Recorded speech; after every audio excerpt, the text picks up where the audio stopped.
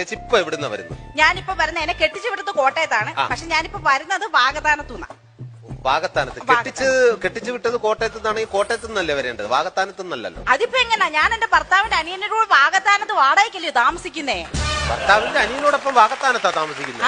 അപ്പൊ ഭർത്താവിന്റെ കൂടെ എനിക്ക് യോജിച്ചു പോകാൻ പറ്റില്ല.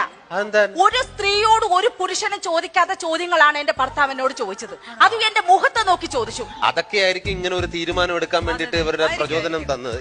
എന്താണ് അദ്ദേഹം മുഖത്ത് നോക്കി ചോദിക്കാൻ പറ്റാത്ത എന്താണ് ചോദിച്ചത്? മ്ലേച്ഛമായ ചോദ്യങ്ങളാണ്, മ്ലേച്ഛമായ ആവശ്യങ്ങളായിരുന്നു അദ്ദേഹത്തിനുള്ളത്. എന്തായിരുന്നു പറയും? അദ്ദേഹം എന്നോട് പറഞ്ഞു, എനിക്ക് ഈ ഒരു പൊതുവേദിയിൽ നിന്ന് പറയാൻ പാടില്ലാത്തതാണ്. അല്ല, എന്നാലും പിന്നെ അങ്ങനെ പുരുഷന്മാരെ അത്തരത്തിൽ എന്താണ് പറഞ്ഞത് നമുക്കൊന്ന് അറിഞ്ഞാൽ കൊള്ളാം. ഏതായാലും നിങ്ങൾ നിർബന്ധിച്ച സ്ഥിതിക്ക് ഞാൻ അങ്ങ് പറഞ്ഞേക്കാം.